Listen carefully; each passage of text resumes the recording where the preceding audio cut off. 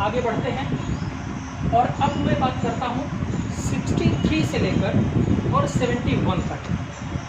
63 से लेकर 71 तक देखिए, वहाँ पर 52 से 62 था और यहाँ पर 63 से 71। ये सारे उपराष्ट्रपति के बारे में। आप तो जानकर हैरान होंगे कि राष्ट्रपति और उपराष्ट्रपति को भारतीय संविधान ने इतने सारे आर्टिकल्स दे रखे हैं जिसका कोई नाम नहीं, और प्रधानमंत्री जो इतना पावरफुल है उनके बारे में अगर देखा जाए तो एक भी शुद्ध आर्टिकल नहीं मिलेगा जो पूरी तरीके से प्रधानमंत्री के लिए हो। ये हैरानी की बात है। खैर, यहाँ पर बढ़ते हैं तो 63 में आते हैं तो यहाँ पर लिखा हुआ है भारत का एक उपराष्ट्रपति होगा। ठीक है ना, तो ये उसी तरीके से है जैसे 52 था, लेकिन यहाँ पर अंतर इतना है कि यहाँ पर उपराष्ट्रपति और वहाँ पर राष्ट्रपति था। आगे बढ़ते हैं तो 64 में दिया हुआ है उपराष्ट्रपति राज्यसभा का पदेन सभापति होगा। अब ये विषय क्या है, देखिए राज्यसभा जो कि आपको पता है हमारे देश में लोकसभा और राज्यसभा तो 2 सदन होते हैं, तो उनमें से राज्यसभा जो कि एक उच्च सदन है उसका पदेन सभापति यानी एक्स ऑफिशियो चेयरमैन जो होता है वो कौन होता है, उपराष्ट्रपति। तो इस बात को समझना बहुत जरूरी है, एक्स ऑफिशियो चेयरमैन का अभिप्राय क्या होता है।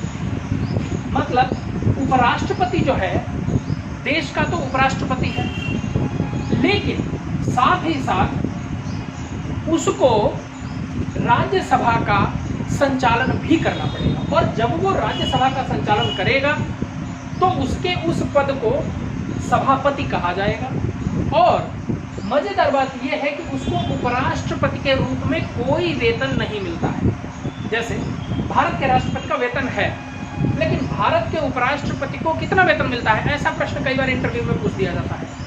तो आपको उनको क्या बताना है, आपको बताना है कि भारतीय संविधान में भारत के राष्ट्रपति का तो वेतन उल्लिखित है, किंतु भारत के उपराष्ट्रपति का कोई वेतन नहीं होता। क्यों? क्योंकि आर्टिकल 64 के अनुसार वह राज्यसभा का पदेन सभापति है, अतः उसको राज्यसभा के सभापति के रूप में ही वेतन मिलता है, न कि उपराष्ट्रपति के रूप में। तो ये बात यहाँ पर क्लियर कर लीजिए। और एक और बात इसी वाले आर्टिकल में लिखी हुई है, और वो यह कि उपराष्ट्रपति राज्यसभा के सभापति के अतिरिक्त कोई अन्य लाभ का पद धारण नहीं करेगा। तो ये आपको पता होगा कि लाभ का पद वही होता है जहाँ पर किसी भी रूप में, चाहे तो आर्थिक या किसी एसेट के रूप में या किसी अन्य रूप में कोई लाभ हो रहा हो। तो इस तरीके का कोई व्यक्ति जो किसी लाभ के पद पर होगा वो उपराष्ट्रपति नहीं होगा। ये एक सामान्य सी बात है और होना भी नहीं चाहिए।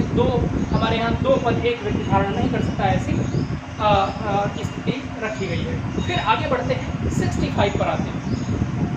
आर्टिकल 65 और आर्टिकल 70, इनको जरा समझ लीजिए। 65 और 70 मैं ये 2 एक साथ क्यों कह रहा हूँ, क्योंकि देखिए इसमें भी आकस्मिक स्थिति का वर्णन है और इसमें अन्य आकस्मिकता का वर्णन है। तो कई बार ये कंफ्यूजन हो जाता है कि आकस्मिक स्थिति वाला हम बोले या अन्य आकस्मिकता वाला बोले, तो इसको समझने का प्रयास कीजिए। देखिए, जब हम कहते हैं आकस्मिक स्थिति में राष्ट्रपति के स्थान पर या राष्ट्रपति की अनुपस्थिति में, देखिए आकस्मिक स्थिति क्या हो सकती है, या तो राष्ट्रपति जो है उसका देहावसान हो चुका हो, राष्ट्रपति एक्सपायर कर जाए, या फिर राष्ट्रपति उपस्थित न हो, या फिर राष्ट्रपति त्यागपत्र दे दे। तो यदि राष्ट्रपति ने त्यागपत्र दिया है या अनुपस्थित है या राष्ट्रपति का देहावसान हो गया है, तो ऐसी स्थिति में राष्ट्रपति की जगह पर उपराष्ट्रपति कार्य करेंगे और उपराष्ट्रपति उसी रूप में वेतन भत्ते पाएंगे जिस रूप में राष्ट्रपति को वेतन मिलता होगा। मतलब यहाँ पर जब उपराष्ट्रपति राष्ट्रपति के रूप में काम करेगा तब उसको राज्यसभा के पदेन सभापति के रूप में काम नहीं करना होगा और तब इसका वेतन इन्हें नहीं मिलेगा। और आप जान लीजिए तब वो जिस प्रकार का काम कर रहा होगा उस प्रकार का उनको वेतन मिलेगा। और काम क्या कर रहे हैं, राष्ट्रपति का, तो वेतन किस चीज का मिलेगा, राष्ट्रपति का। तो इस तरीके से ये बात एक इंपॉर्टेंट थी। लेकिन एक और चीज दी हुई है इसी के साथ आकस्मिकता वाला, और वो लिखा है अन्य आकस्मिकताओं के संबंध में जिनमें कि जो कि संसद के सामने अभी तक आई नहीं है या देश के सामने अभी तक कोई ऐसी बोले कि कंटिजेंसी या एक्सर्जेंसी आई नहीं, ऐसी स्थिति बनी नहीं। तो उस स्थिति में क्या होगा, तो उस स्थिति में राष्ट्रपति की जगह पर उपराष्ट्रपति काम करेगा। ये अन्य आकस्मिकता कौन सी होगी, इसके बारे में हमारा संविधान मौन है। तो ये बात याद रखिएगा, अन्य आकस्मिकता कोई ऐसी हो सकती है जिसकी स्थिति अभी तक हम लोगों ने देखी नहीं। मतलब राष्ट्रपति ने त्यागपत्र भी ना दिया हो, राष्ट्रपति छुट्टी पर भी ना गया हो, राष्ट्रपति उपस्थित भी ना हो और राष्ट्रपति का डेथ भी ना हुआ हो। ऐसी स्थिति में और फिर भी राष्ट्रपति सपोज करो कि अपना पद अच्छी तरीके से निर्वहन नहीं कर सकता है, यानी अपने कार्यों का निर्वहन नहीं कर सकता है, तो उस स्थिति में आर्टिकल 70 लागू होगा और उस स्थिति में भी राष्ट्रपति की जगह पर उपराष्ट्रपति काम करेगा। लेकिन ये स्थिति कौन सी होगी, इसका यहाँ पर पूरी तरीके से संविधान मौन है। उसने कह रखा है कि संसद तय करेगा। तो यहाँ पर जो आकस्मिकता होगी उसके बारे में संसद बताएगा कि किन परिस्थितियों में राष्ट्रपति की जगह पर उपराष्ट्रपति को काम करना पड़ेगा। तो ये बात आर्टिकल 70 में आएगी। खैर जब वो आएगा तब देखेंगे। अगली बात करते हैं 66। 66 में लिखा है उपराष्ट्रपति का निर्वाचन। 66 में क्या लिखा है, उपराष्ट्रपति का निर्वाचन। और आपको पता है जब हम 54 की बात कर रहे थे तो 54 में राष्ट्रपति का निर्वाचन उसके बारे में लिखा था। और राष्ट्रपति के निर्वाचन में 3 बातें थी। आपको पता होगा कि राष्ट्रपति के निर्वाचन में संसद के सदस्य, संसद और विधानसभाएं। जब हम कहते हैं संसद तो संसद में यहाँ राज्यसभा और लोकसभा दोनों आते हैं, ठीक है। तो जान लीजिएगा जब हम राष्ट्रपति के इलेक्शन की बात करते हैं तो उसमें राज्यसभा के जो सदस्य होंगे वो वोट डालेंगे और लोकसभा के सदस्य वोट डालेंगे। लेकिन ये कौन से वाले होंगे, तो ये सारे वही होते हैं जो निर्वाचित सदस्य। मतलब निर्वाचित का मतलब जिनका इलेक्शन हुआ हो, अर्थात जो मनोनीत होते हैं वो वाले राष्ट्रपति के लिए वोट नहीं डालते। ये बात किसकी हो रही है,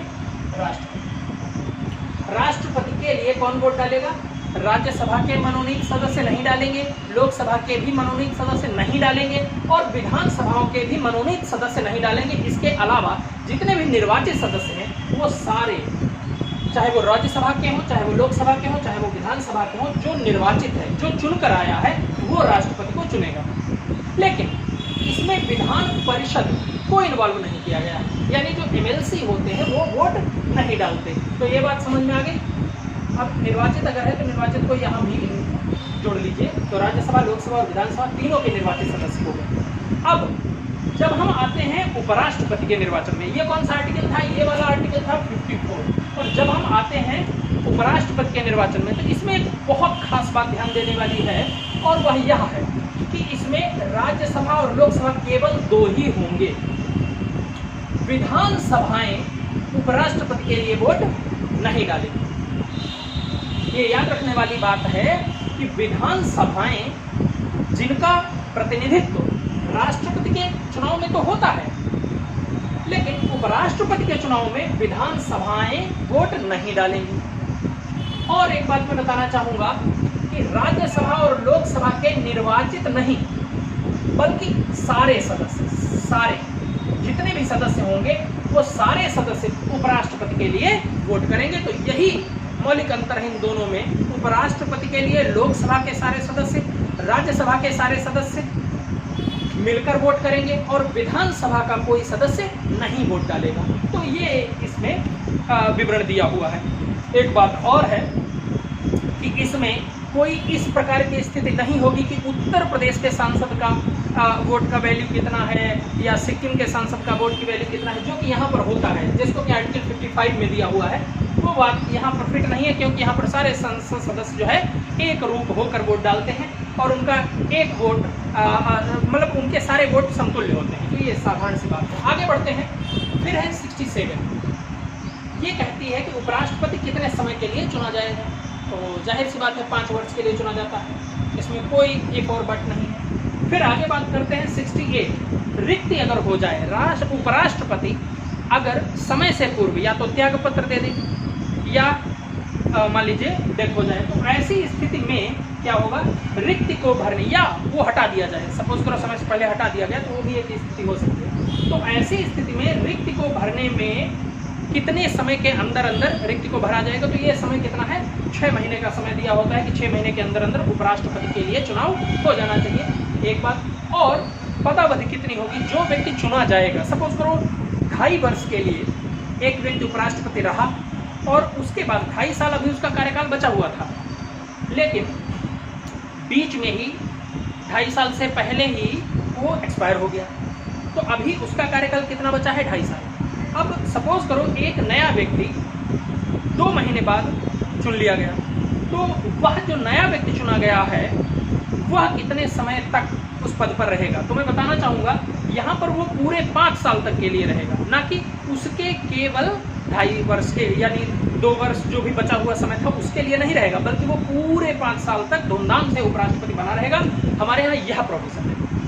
मैं एक बात यहीं पर कहना चाहूँगा, जैसे कोई सांसद होता है, सांसद अगर एक्सपायर हो जाता है बाई चांस, तो उसकी जगह पर जो बाई इलेक्शन होता है वो बाई इलेक्शन सांसद के बचे हुए कार्यकाल तक ही केवल होता है, वो 5 साल के लिए नहीं चुना जाता।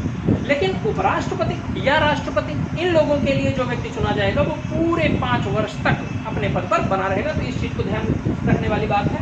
आगे बढ़ते हैं। 69 में दिया हुआ है उपराष्ट्रपति द्वारा शपथ या प्रतिज्ञा, तो ये जैसे कि राष्ट्रपति द्वारा दी हुई थी उसी तरीके से उपराष्ट्रपति द्वारा दी हुई है। 70 में क्या है, अन्य आकस्मिकता, ये मैं बता चुका हूँ आपको ये क्यों लिखा गया है। फिर आता है आखिरी आर्टिकल उपराष्ट्रपति के बारे में, और वो है राष्ट्रपति या उपराष्ट्रपति, ये दोनों के बारे में है एक्चुअल में। राष्ट्रपति या उपराष्ट्रपति से संबंधित निर्वाचन में अगर कोई विसंगति पाई जाती है या कोई डिस्प्यूट होता है तो उसका निर्णय केवल और केवल सुप्रीम कोर्ट करेगा, कोई हाई कोर्ट उसका निर्णय नहीं कर सकता। अर्थात राष्ट्रपति या उपराष्ट्रपति के चुनाव पर अगर कोई प्रश्न चिन्ह लगता है तो उसका निर्णय सिर्फ और सिर्फ सुप्रीम कोर्ट करेगा। तो इतनी सी बात यहाँ से लेकर और यहाँ तक आती है। तो इसके साथ ही ये वाला उपराष्ट्रपति वाला विवरण समाप्त हो जाता है।